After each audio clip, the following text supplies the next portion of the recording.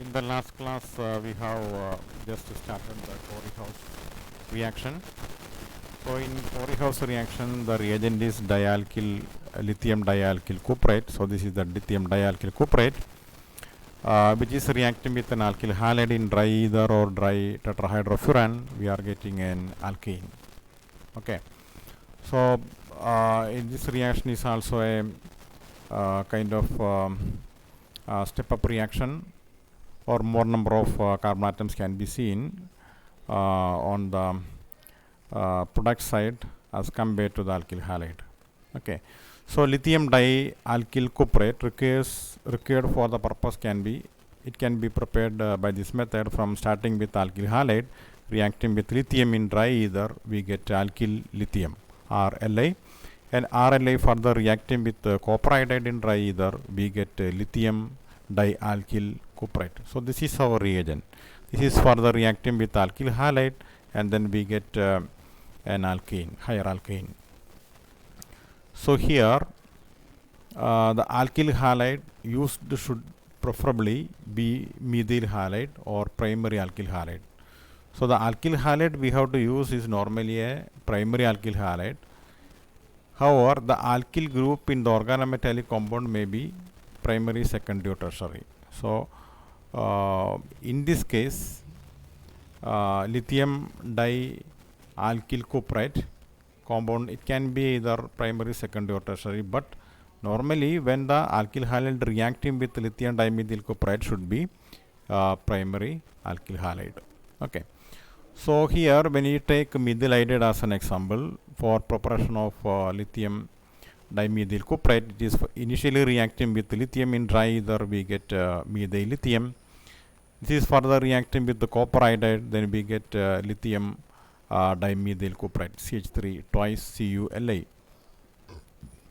Lithium dimethyl cuprate is reacting with normal butyl iodide, CH3CH2 CH2CH2I in dry ether, we get CH3 CH2 CH2 CH2 CH3. One CH3 group from the lithium dimethyl cuprate is added to the alkyl halide by removing the iodine present in the alkyl butyl iodide here.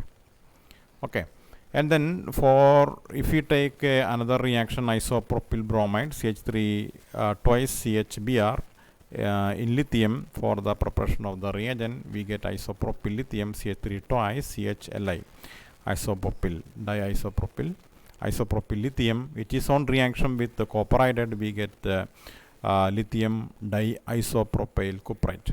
Okay, and so the reagent has prepared, and this reagent is reacting with the normal propyl bromide, and then in dry ether this bromine will be removed and one isopropyl group will be attached to it. So CH2 and this group CH2, one more CH2, and one CH3 and CH3 is attached to the CH2 group. Okay, CH group. Okay, and then we get it here as 2-methyl pentane. Okay, so one isopropyl group is attached to this carbon atom by removing the bromine. Okay, and then we get 2-methyl pentane. What are the merits of Corey House reaction? It can be used for the preparation of symmetrical as well as unsymmetrical alkane. Okay, so any kind of alkanes can be prepared by this method, but in Wood's reaction it is not possible. It is very useful for the preparation of any kind of higher alkanes, provided the alkyl halide for the preparation of the organometallic reagent lithium dialkyl cuprate and that of alkyl halide for reactions are carefully chosen. Okay, so any kind of higher alkanes can be prepared by this method. The limitations are comparatively limited, but how to choose the alkyl halide for the preparation of lithium dialkyl cuprate and also the alkyl halide by reaction with lithium dialkyl cuprate.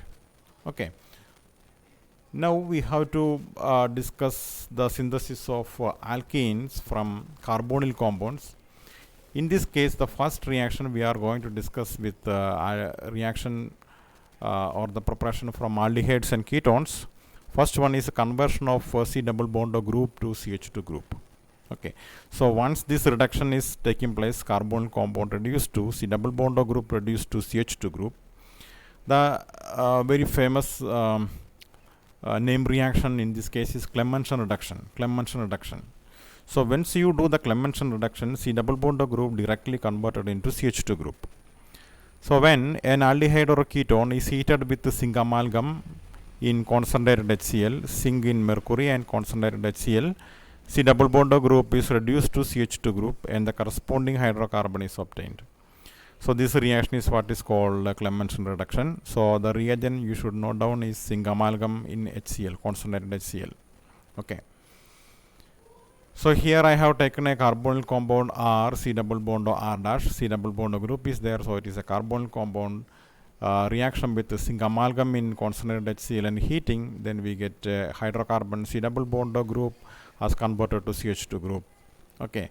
So when we take an example of an aldehyde propanol, CH3, CH2, C double bond H reacting with zinc amalgam in HCl, Clemmensen reduction. So wherever the C double bond group is there, it will be converted into a CH2 group. So we are getting an alkane CH3, CH2, CH2. Okay. Same number of carbon atoms will be there in the product and also the reactant. Okay. So next we take a ketone butanone CH3, C double bond O, CH2, CH2, zinc amalgam and HCl. Then we get C double bond group is converted to CH2, CH3, CH2, CH2, CH3. And if we take another example, 3-methyl pentane 2-on C double bond group directly converted to CH2 group by using zinc amalgam in HCl. Okay. Next important reaction in this category is Wolff-Kishner reduction, but the reagent is different. Okay. When an aldehyde or a ketone is heated with hydrazine followed by heating with a strong base like KOH, potassium hydroxide, or potassium tertiary butoxide at 140 to 200 degrees centigrade high temperature in a highly boiling solvent like dimethyl glycol. The boiling point of this solvent is very high, so we can easily go to high temperature like 140 to 200 degrees centigrade or dimethyl sulfoxide. Okay, so the carbon oxygen double bond is reduced to CH2 group and the corresponding hydrocarbon is obtained, and this reaction is called Wolff-Kishner reduction. Here the reaction scheme is given, aldehyde or ketone is given here R, C double bond or R dash reacting with the hydrazine NH2 is the first step. It is the then there will be the formation of an intermediate hydrazone. Here what happens is a molecule of water will get eliminated in this fashion and then C double bond N will form and that compound is what is called hydrazone. It's an intermediate. It is in the second step reacting with the potassium hydroxide and heating, then C double bond N group, molecular nitrogen will get eliminated and then we get this will become a CH2 group. So we get a hydrocarbon. And for example, when we take acetaldehyde and aldehyde as an example, reacting with hydrazine and potassium hydroxide, we get ethane. C double bond group is converted to CH2 and then this hydrogen, it will become a ethane. And if we take acetone as an example, it is a ketone CH3, C double bond or CH3 reacting with hydrazine, potassium hydroxide, and we get propane. C double bond group converted to CH2, CH3, CH2, CH3, propane. Okay. So next method is the preparation of alkane from carboxylic acid. So this is an electrochemical method or electrolysis can be done, and this method was proposed by Kopp. And this method is what is called Kopp's electrolytic method. Here actually what we do is we take sodium or potassium salt or the carboxylic acid, and it is on electrolysis on anode side we get alkane. Okay, so this is what the reaction is, electrolysis method. So it is called Kopp's electrolysis or Kopp's electrolytic method. Okay, so if we take two molecules of sodium carboxylate on electrolysis on anode we get alkane.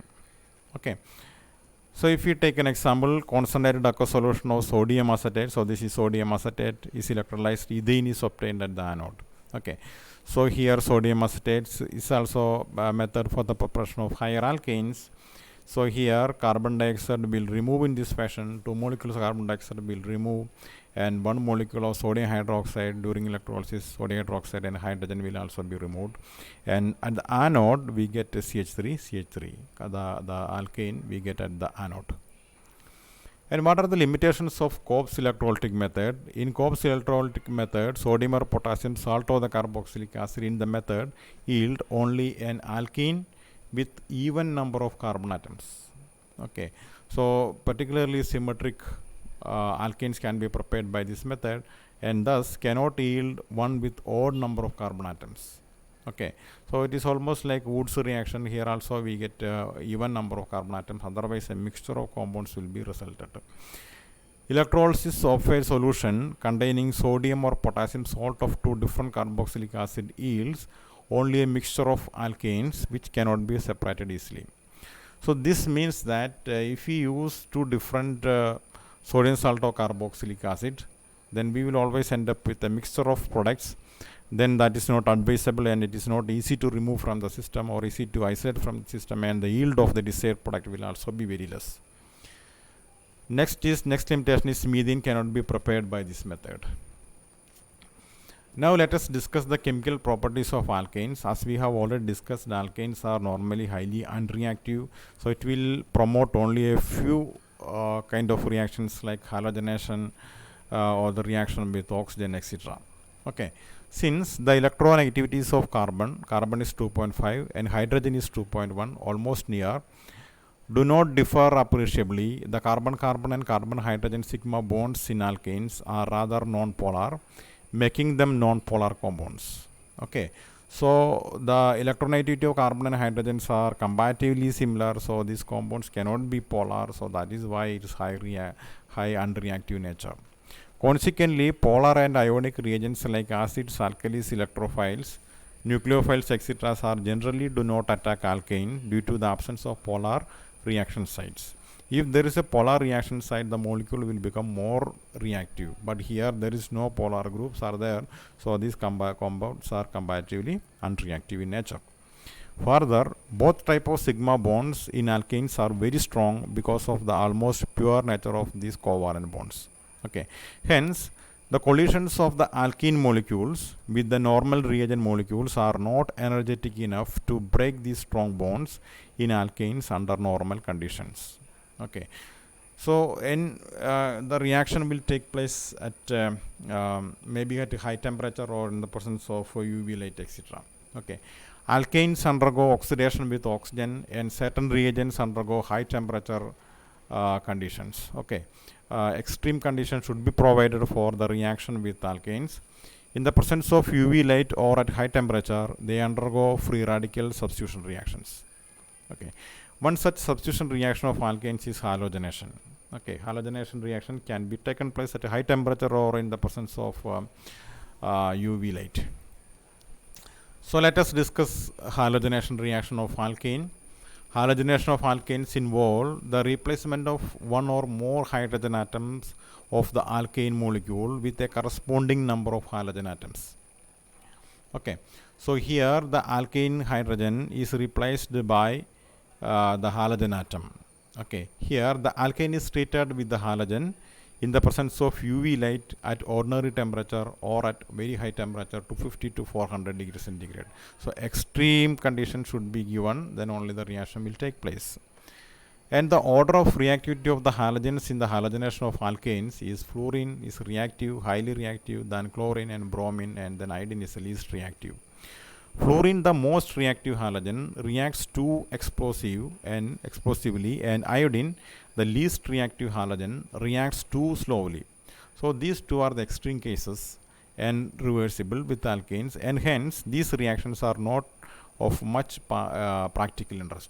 So we can avoid fluorination and chlorination, but we can conduct chlorination and bromination. Chlorination can be comparatively safer method, safer and easy method to do. Okay, so only chlorination, bromination are considered here. The chlorination is shown here.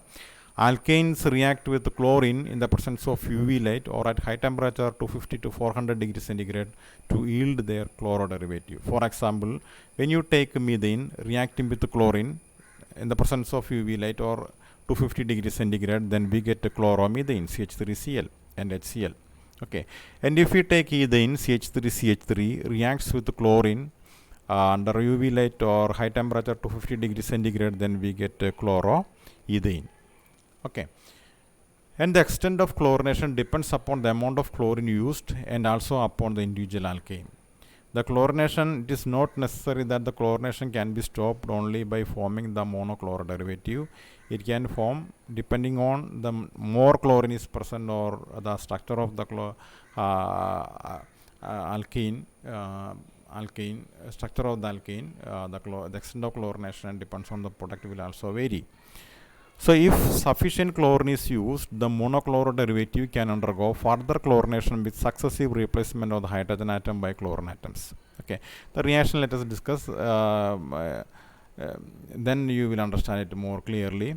For example, methane, when treated with chlorine in the presence of UV light or at 250 degrees centigrade, yield chloromethane and then dichloromethane. It is step by step, it is replacing the hydrogens present on the hydrocarbon, and then trichloromethane and finally tetrachloromethane, carbon tetrachloride. So the reaction scheme is shown here. Methane CH4 reacting with the chlorine in UV light or at high temperature, we get chloromethane. One hydrogen of methane is replaced by one molecule of one chlorine atom. We get chloromethane, and chloromethane further reacts with the chlorine. One more hydrogen is replaced from chloromethane. We get dichloromethane. Dichloromethane further reacts with the chlorine, and we get trichloromethane. Trichloromethane. So here trichloromethane reacts with chlorine. We get tetrachloromethane or carbon tetrachloride. Okay. And now let us look at the mechanism how the chlorination of hydrocarbons are taking place. The chlorination of alkane takes place by a free radical mechanism. Free radicals, as you know, highly reactive species. They can react with alkane. So there are three steps mainly involved in this reaction: is chain initiation step, chain propagation step, and chain termination steps. And the mechanism of chlorination of methane is given below. Chain initiation step is given. Initially, the chlorine molecule gets cleaved in the presence of UV light or at very high temperature as chlorine radicals, Cl dot plus Cl dot. Two chlorine radicals will be formed. And in the chain propagation steps, the chlorine free radical will attack the alkane, and the alkane hydrogen will be removed as HCl, and a methyl free radical will be formed. And this methyl free radical further reacts with a chlorine molecule, and then it forms methyl chloride and a chlorine free radical. The reaction scheme is given here. Methane CH4 is shown here, and the chlorine free radical formed in the initiation step will interact with the carbon hydrogen bond, and then it forms a methyl free radical and HCl. And this methyl free radical is highly reactive. It further attacks a chlorine molecule, and it forms a chloromethane and a chlorine free radical. The above two steps repeat again and again, and the chain gets propagated, yielding more and more methyl chloride. As the amount of methane in the sample decreases, because once the reaction starts, it will form chloroderivatives. And then what happens is the concentration of methane in the reaction system decreases. Probability for CH3Cl formed to interact with the chlorine radical increases. Okay, so if excess of chlorine is there, further reaction will promote it with methyl chloride. The further propagation of the chain in this manner causes the production of the other substitution products in the following manner. So the whole reaction scheme is shown here. Chloromethane reacting with again chlorine free radical, and then this is hydrocarbon free radical will form. Hydrocarbon free radical interact with chlorine, attack the chlorine molecule, and then we get a dichloromethane. Dichloromethane further interact with the chlorine free radical, we get a hydrocarbon free radical.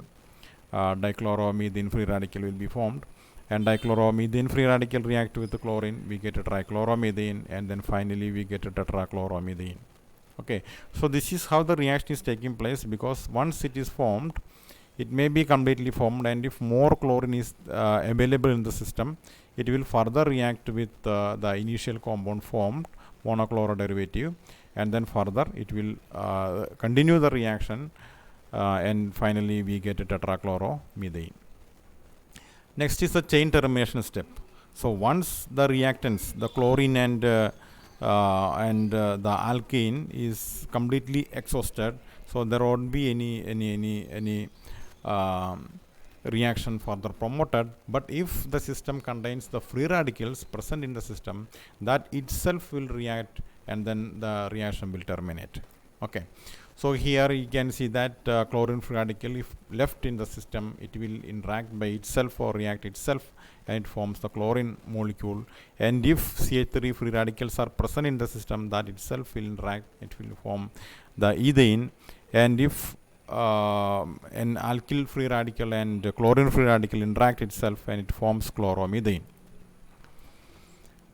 Next is orientation. How, for example, if you react, if you do the chlorination reaction with higher alkanes, then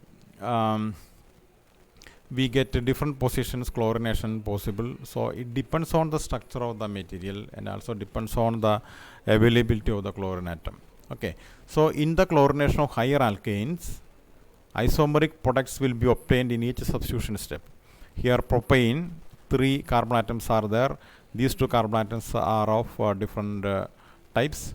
And chlorination reaction, so the terminal carbon atom, 1 chlorine atom is attached, and at the second carbon atom, 1 chlorine atom is attached. So it's a mixture of compounds. So in this case, 1 chloropropane is 45%, but 2 chloropropane is 55%.